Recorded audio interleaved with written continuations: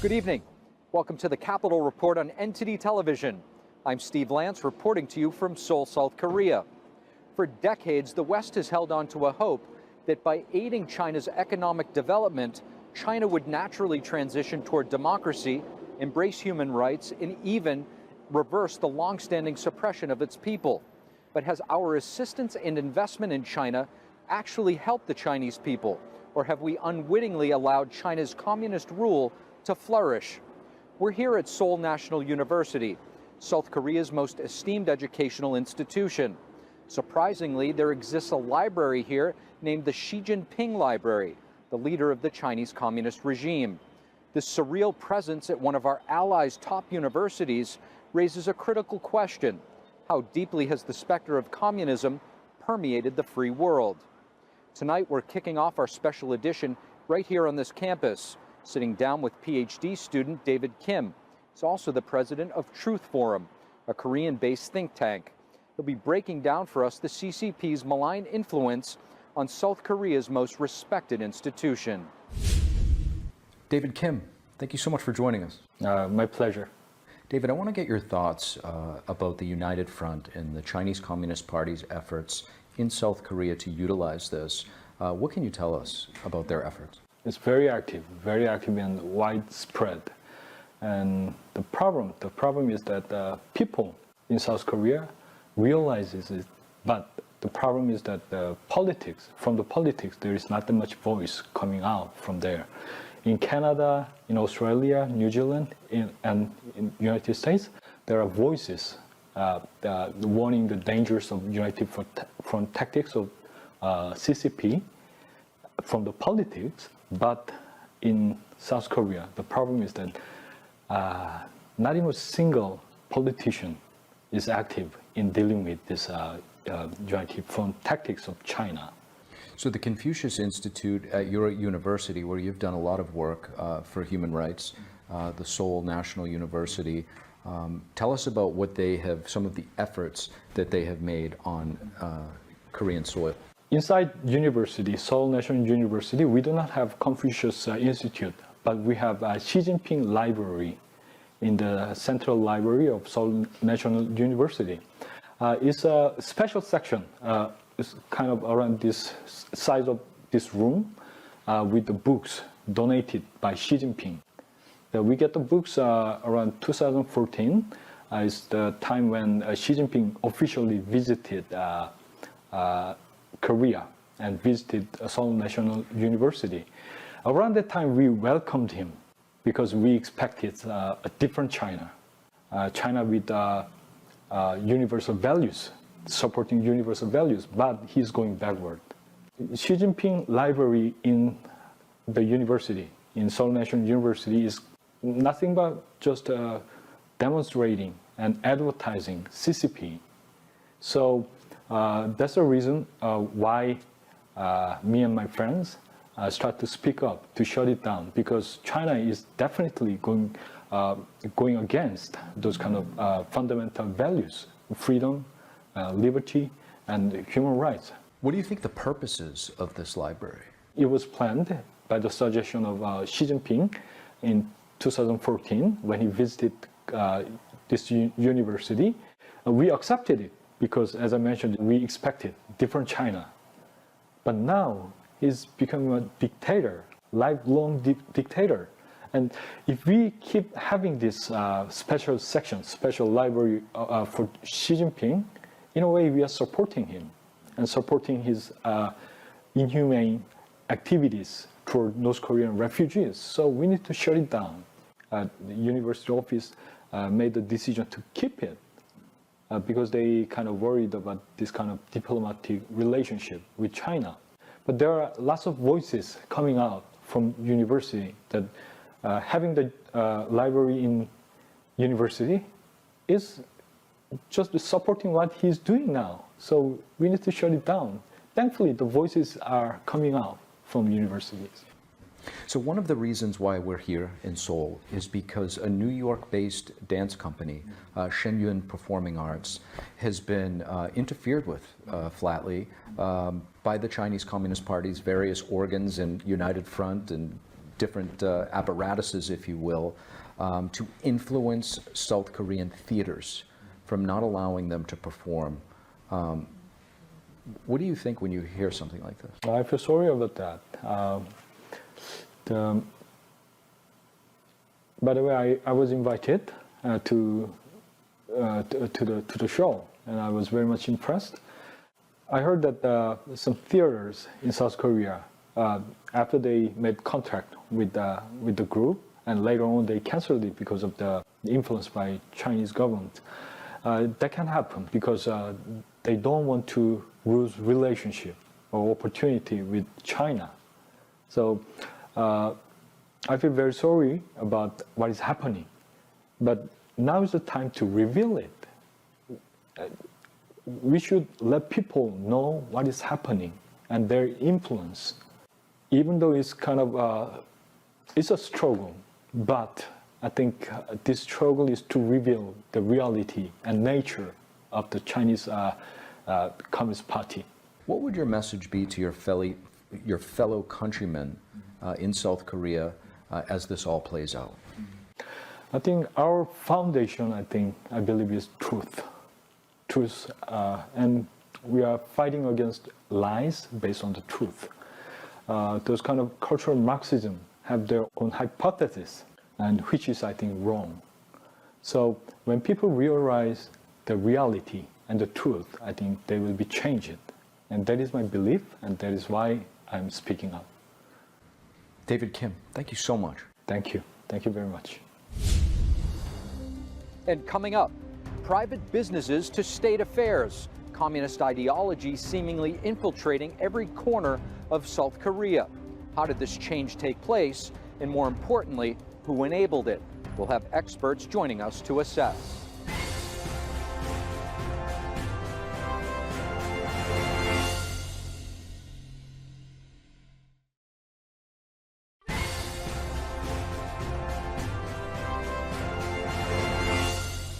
Welcome back to the Capitol Report. I'm Steve Lance. From local theaters to the National Assembly here in South Korea, the specter of communism appears to be reaching every sphere of society. How is this ideological shift even taking place? And why should freedom-loving people around the world be concerned? NTD's congressional correspondent Melina Wisecup spoke with Suzanne Schuldt, president of Defense Forum Foundation, to find out. Joining me now is Suzanne Schulte, who is the president of Defense Forum Foundation. Thank you so much for your time. Good to be here. So I want to talk with you about your organization specifically. Part of what they do is they inform policymakers of defense issues, not only in America, but also our allied nations. So I want to ask you about the extent of the CCP's infiltration, and if you could, specifically in South Korea. Well, I think it's really important for your audience to know. Back last year in March, it was the closest election in South Korean presidential history between Yoon Suk-yeol, who won, and Lee Jae-myung, who was a Democratic candidate.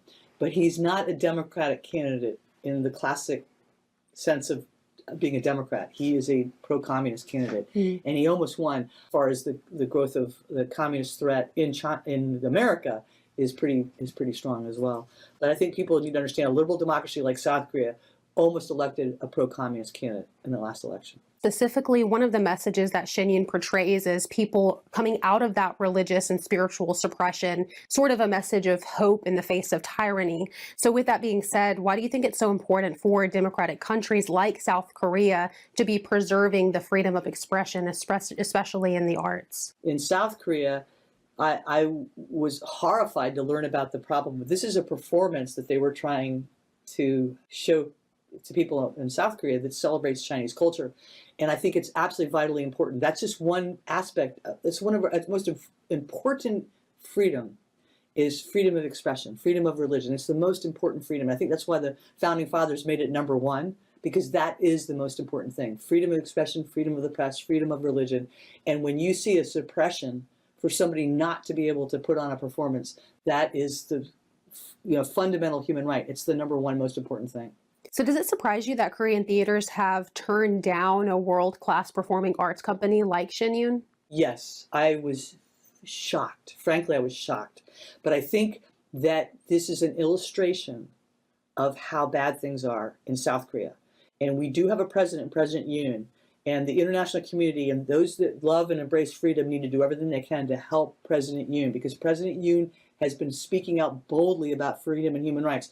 But we have to understand that he is facing a divided country. And they passed, just to give you an example, and because it goes right to the point you're making about freedom of expression, the South Korean Assembly passed legislation several years ago that banned leafleting, that banned balloon launches, that banned the sharing of information across the border into North Korea. Why did they do that? Because the Kim Jong-un regime demanded that the South Korean government turn off the loudspeakers at the DMZ and also stop the flow of information across the border, which was being done by North Korean defectors. So in a way, it's shocking that this is happening in South Korea, but when we understand the environment there. Well, I want to ask you then, what are some solutions? Because it seems like there needs to be a big change within that assembly if they are to actually make changes to try to, opposing this infiltration by the CCP. So what do you think that Korean people should do, or even high or low level government officials? How should they address this issue? Well, we need to speak out on these issues. I think what you're doing on this performance and highlighting the fact that this is happening in South Korea, we need to speak out about this. South Korea is a very one of our most important allies in Asia, and so we need to be speaking out. The international community needs to be speaking out this to uphold the rights of the citizens of South Korea, but also remember we need to focus on the fact that there is an election coming up in April that's going to determine how much Yoon is able to do to advance freedom. So we need to really focus attention on that and call on our South Korean friends that care about freedom and human rights to really pay attention to this election, because it's going to be critical for the future of the Republic of Korea.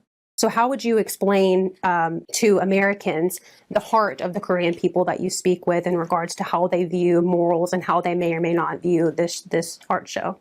I think it's very much what's happening in America, that you have a division between people that are actually engaged in, you have a pro-freedom and a pro-communist, and that's happening all over the world right now. Which future do you want? Do you want a dark place like the North Korea? Because the Korean Peninsula is a beautiful illustration of the difference between what it's like to live under communism and what it's like to live under a republic.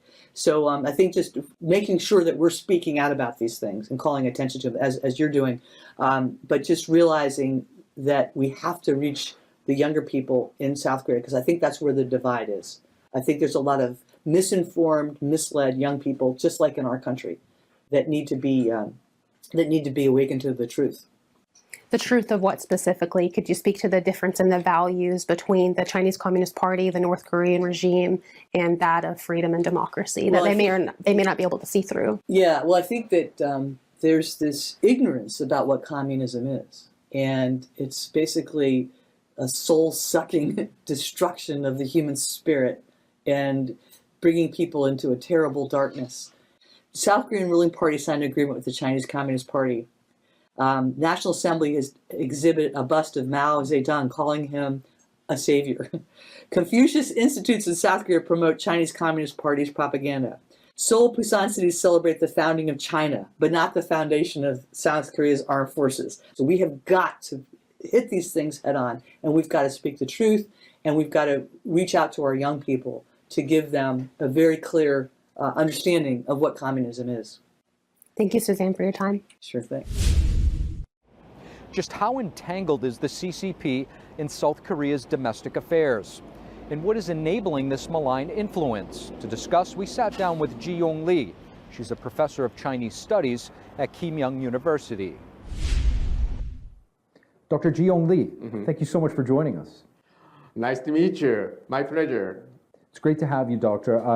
How big is the CCP's footprint here in South Korea? And what mechanisms and channels and things do they use to try to achieve their objectives?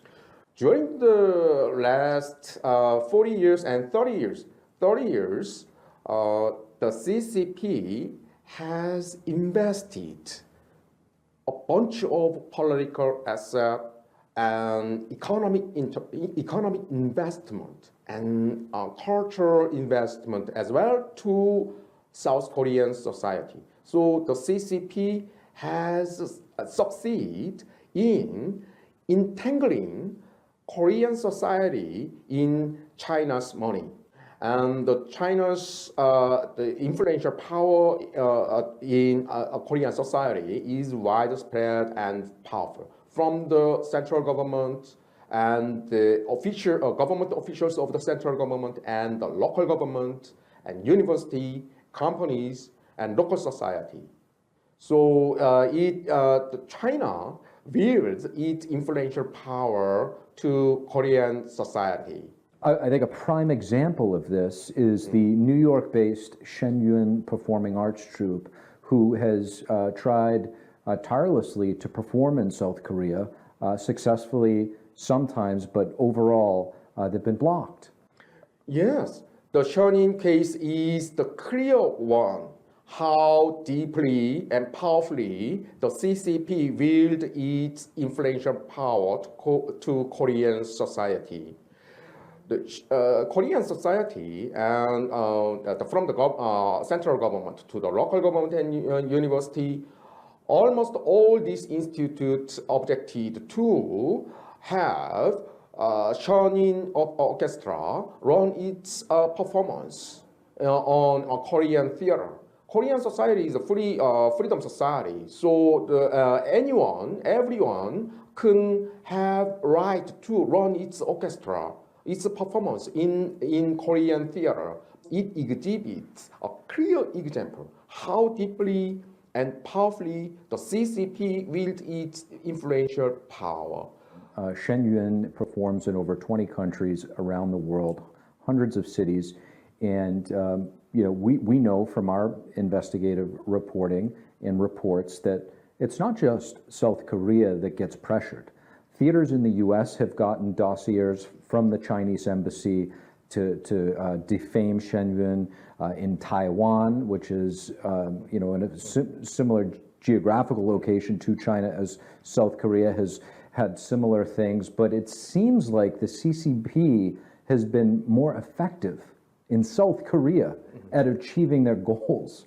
Why? The CCP has invested its political asset and economic interests in every corner of Korean society, from the central government to the local government and university. It invested its economic asset and political asset.